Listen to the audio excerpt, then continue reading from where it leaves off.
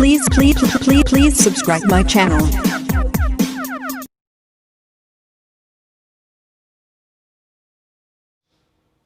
Good morning dear students.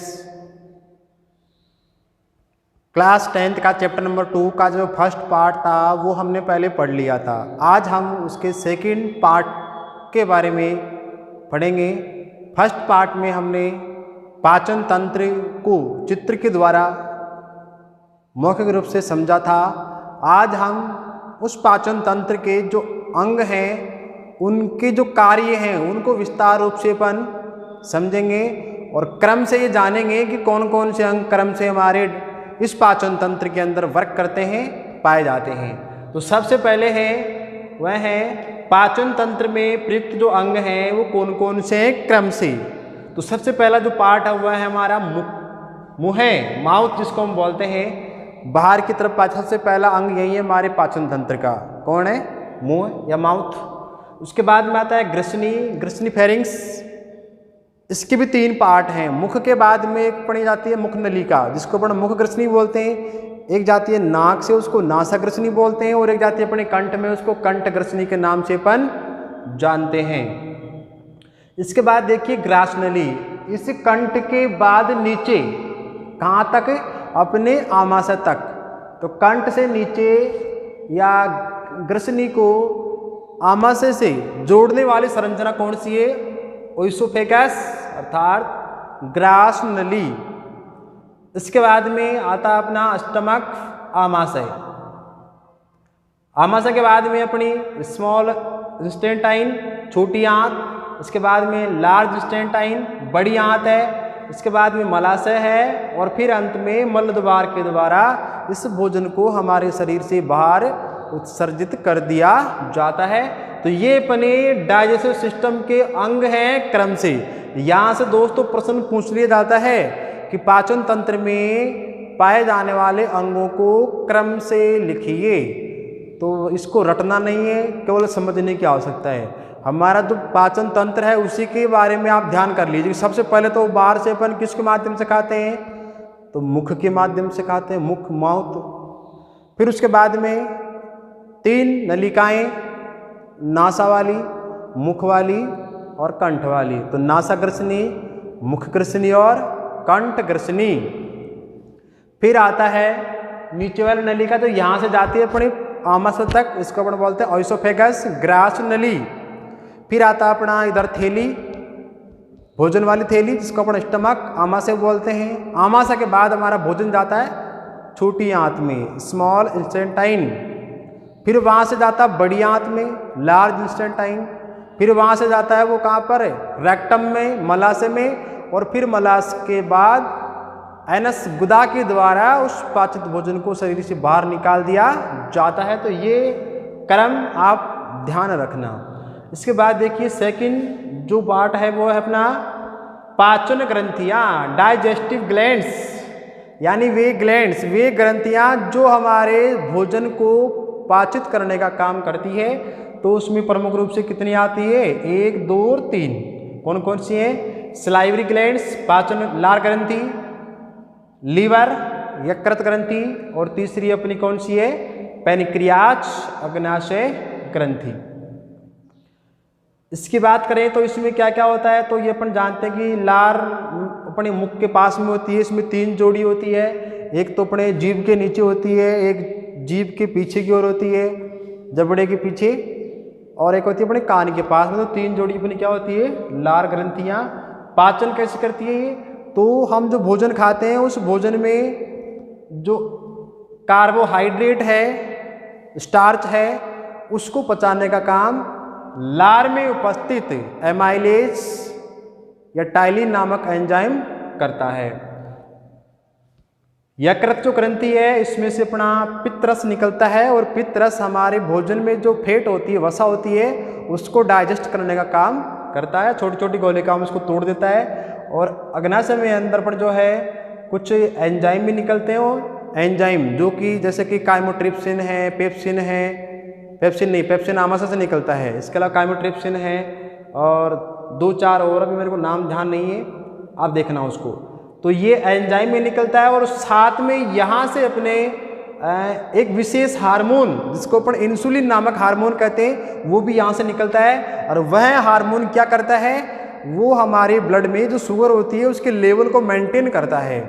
अगर उसका level किसका, इंसुलिन का, अगर इंसुलिन का लेवल हमारे ब्लड में ज़्यादा हो जाएगा तो संबंधित जो रोग डिजीज होगा उसको हम डायबिटीज या मधुमेह के नाम से जानते हैं।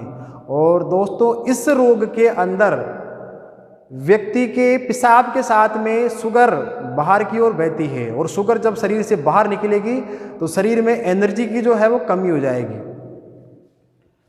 और अन्य जो पोषक तत्व हैं उसकी जो फ्रिक्वेंसी है, बारंबारता या जो मेंटेनेंस है वो घट जाएगा। आगे देखिए आहार नाल के प्रमुख 3 काम कौन कौन से हैं। यहाँ से प्रश्न पूछ लिया जाता है कि पाचन तंत्र के 3 प्रमुख कार्य कौन कौन से हैं। तो पहला काम है आहार को सरलीकृत करके पचाना। सरलीकृत का मतलब क्या होता है, सरल, एक होता है जटिल, जटिल यानी सघन संरचना, और सरल का मतलब छोटी संरचना, टुकड़ों में संरचना। तो जो हम भोजन फूड हम लेते हैं उस फूड के अंदर जो तत्व होते हैं वो जटिल अवस्था में पाए जाते हैं। अब तत्व कौन कौन से हैं, तो न्यूट्रिएंट्स अपने होते हैं, प्रोटीन, कार्बोहाइड्रेट, विटामिन, खनिज लवण, वसा।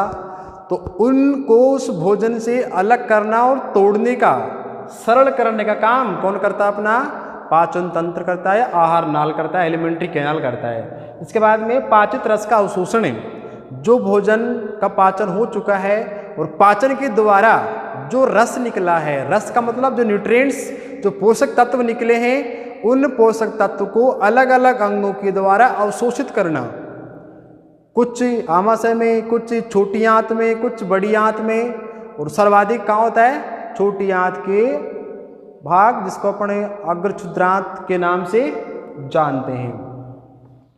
तीसरा जो काम है वह है मुख से लेकर के उस भोजन को मल द्वार तक पहुंचाना, क्योंकि मुख से लेकर के मल द्वार तक नहीं जाएगा तो ये संबंधित जो सभी प्रक्रियाएं हैं वो संपादित नहीं हो पाएगी। तो वो काम भी इस पाचन तंत्र या आहार नाल के द्वारा किया जाता है। तो 3 प्रमुख काम हो गए, भोजन को सरल करके पचाना, पाचित भोजन में पतित रसा का अवशोषण, और भोजन को मुख से लेकर के मल द्वार तक ले जाने का काम ये अपना एलिमेंट्री कैनाल करता है। अब देखिए विस्तार से अपन इनका अध्ययन करेंगे कि करके। तो सबसे पहले अपन लेते हैं माउथ। दोस्तों माउथ क्या है, तो माउथ तो आप जानते ही हैं, लेकिन इस माउथ में और कौन कौन सी संरचनाएं हैं और किस प्रकार से उनकी क्या संख्या, क्या कार्य होता है वो अपन जानेंगे। तो यह क्या है कि कटोरी नुमा अंग है। कटोरी का मतलब प्याली नुमा संरचना, प्याली में गड्ढा होता है तो अपने मुख के अंदर 2 कटोरी नुमा संरचना है, एक तलवा ऊपर वाला और एक तलवा नीचे वाला, 2 तलवे हैं। तो कटोरी नुमा क्या हो गया, अंग हो गया। 2 इसमें मांसल होठ होते हैं, ये बाहर की ओर जो आपको दिखाई दे रहे हैं 2 लिप होते हैं अपने मांस से बनी हुई, इसमें कोई हड्डी नहीं होती है। इसका काम अपने मुख को बंद करना, इसके अलावा भोजन को पकड़ना आदि कार्य होता है। और एक क्या होती है, पेशीय जिह्वा होती है, मांस पेशी से बनी हुई जीभ होती है, जो हमारे इस मुख में पीछे की ओर जिस संरचना से जुड़ी हुई रहती है उस संरचना को दोस्तों क्या बोलते हैं, फ्रेनुलम लिंगुअल के नाम से जानते हैं। यहाँ से दोस्तों प्रश्न पूछ लिया जाता है, तो ध्यान रखना, फ्रेनुलम लिंगुअल नामक संरचना से मुख में जीभ पीछे से जुड़ी हुई रहती है। आप देखिए इस मुख में कितने जबड़े होते हैं, 2 जबड़े होते हैं, 2 बाउल होते हैं, एक ऊपर वाला और एक नीचे वाला। जैसे एक चक्की के अंदर, आटा चक्की में 2 पार्ट होते हैं ना, एक ऊपर वाला और एक नीचे वाला। अब उस चक्की की बात करें तो उसमें दोनों पार्ट गति नहीं करते, एक पार्ट गति करता है नीचे वाला।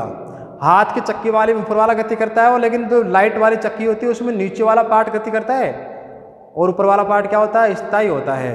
तो ठीक वैसे ही हमारे जो 2 जबड़े हैं, एक ऊपर वाला और नीचे वाला, इन दोनों में गति कौन सा करता है, केवल नीचे वाला पार्ट, नीचे वाला जबड़ा गतिमान होता है और ऊपर वाला जबड़ा क्या होता है, स्थायी होता है।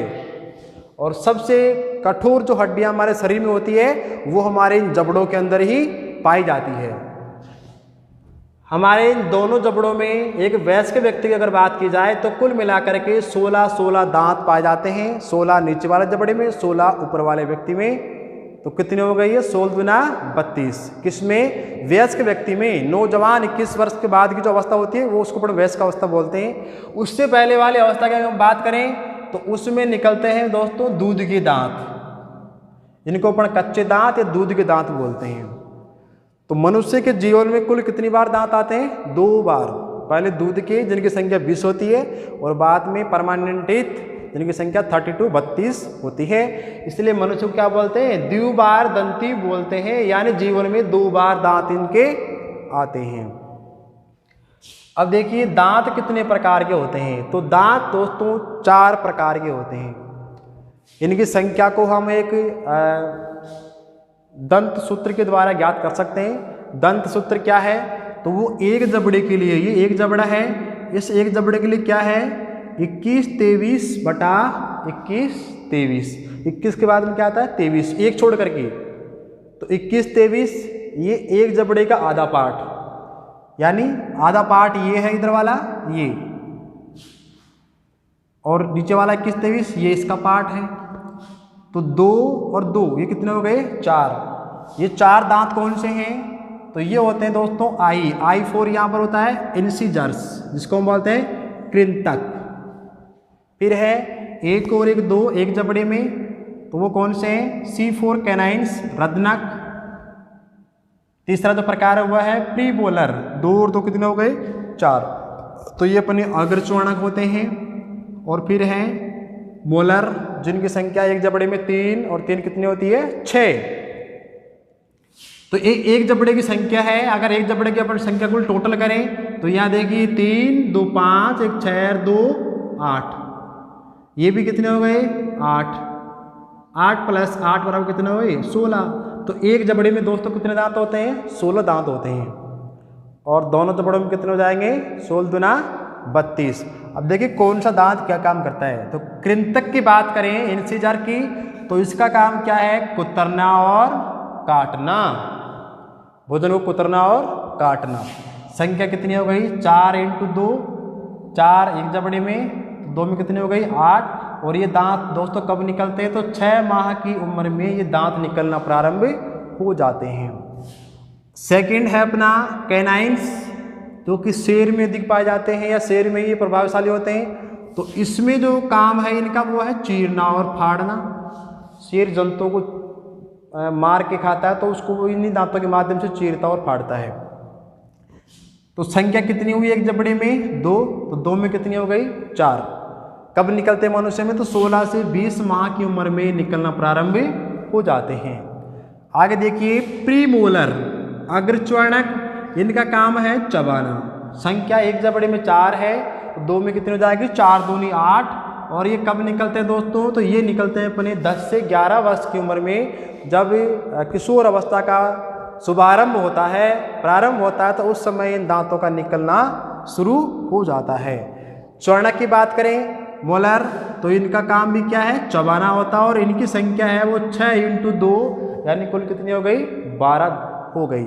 और कब निकलते हैं ये? तो 12 से 15 माह की उम्र में ये निकलना प्रारंभ हो जाते हैं। इसके बाद देखिए ये तो 4 अपने दांत होगी, याद कर लेंगे 21 23 बटा 21 23, कुल दांत 32 प्रकार कितने? 4। और कार्य भी आप आसानी से इनके याद कर लेंगे। आगे देखिए ग्रसनी फेरिंग्स, ये किसका पार्ट है? ये माउथ के बाद वाला पार्ट है। तो कितने भागों के इसमें? 3। कौन कौन से भाई? पहला है नासाग्रसनी, नोस्ट्रियल फेरिंग्स, नाक से जो आती है, कहाँ तक? यहाँ तक। नाक से लेकर के, अब वैसे नाक से लेकर नलिका यहाँ तक नहीं आ रही, वो यहीं तक आती है, कंठग्रसनी तक। तो ये तो क्या हो गई? नासाग्रसनी। फिर है मुखग्रसनी, मुख के आगे जो नलिका जाती है उसको अपन क्या बोलते हैं? मुखग्रसनी बोलते हैं, माउथ फेरिंग्स बोलते हैं। और उसके बाद में है कंठग्रसनी है। कंठग्रसनी यहाँ अपने गले में पाई जाती है। और इन्हीं संरचनाओं के नीचे यहाँ कंठ के अंदर क्या पाई जाती है? एक महत्वपूर्ण संरचना, जिसको घाटी ढक्कन या फिर एपिग्लोटिस के नाम से जानते हैं। और इसका काम क्या है? तो इसका काम यहाँ देखिए, ये अपना पाचन तंत्र की ग्रसनी है, ये माउथ वाली है, और ये अपने नोज वाली है, नाक वाली है। और यहाँ कंठ में आकर के ये 2 पार्ट में बढ़ जाती है। एक जाती है अपनी कहाँ पर, श्वास नली में, और दूसरी कहाँ जाती है अपनी, भोजन नली में, भोजन नली में। अब एक साथ दोनों काम तो हो नहीं सकते कि अपन भोजन भी ले ले और श्वास भी ले ले, एक बार में एक ही काम होगा। अब उस काम को नियंत्रित कौन करेगा? चाहो तो इसको आप करके देख सकते हैं। हम थोड़ा पानी पीते हैं, उस पानी को पी करके निगलने का प्रयास करना, या तो आप उसको निगल पाओगे या फिर श्वास ले पाओगे। जब श्वास लोगे तो आप निगल नहीं पाओगे, तो एक बार में एक काम होगा और उसको नियंत्रित कौन करेगा? तो यहाँ एक संरचना होती है ढक्कन नुमा संरचना, जिसको अपन क्या बोलते हैं, घाटी ढक्कन बोलते हैं या एपिग्लोटिस बोलते हैं। दोस्तों इस संरचना को हमारे पाचन तंत्र की ट्रैफिक पुलिस के नाम से भी जानते हैं। ट्रैफिक पुलिस सड़क के ऊपर ट्रैफिक को कंट्रोल करता है, ठीक वैसे ही ये पाचन तंत्र भी एक सड़क है, सड़क की तरह ही है, और इसमें जो भोजन है, हवा है, वो गाड़ियों की तरह है, तो उनको कंट्रोल करता है। एक बार में एक ही जाएगा। अगर श्वास जाएगा तो ये भोजन नली यहाँ से बंद हो जाएगी ढक्कन के द्वारा, और जब भोजन लेना होता है तो उस समय ये ढक्कन यहाँ से हटकर यहाँ लग जाता है, तो श्वास नली बंद हो जाएगी और भोजन नली खुल जाएगी। तो इस प्रकार से घाटी ढक्कन इस गति को कंट्रोल करता है। इसके बाद देखिए अपनी आती है ओइसोफेगस ग्रास नली। इसकी जो लेंथ है, लंबाई है, वो लगभग होती है 25 सेंटीमीटर। कितनी होती है? लगभग 25 सेंटीमीटर। कहाँ से कहाँ होती है ये? तो अपने यहाँ कंठ से लेकर कहाँ जाती है? अपने आमाशय तक जाती है, और यह भी एक मांसपेशी संरचना है। और इसमें दोस्तों जो गति होती है वो होती है कर्मांकुंचन गति, कॉन्ट्रैक्टाइल मोशन। कॉन्ट्रैक्टाइल मोशन क्या होता है?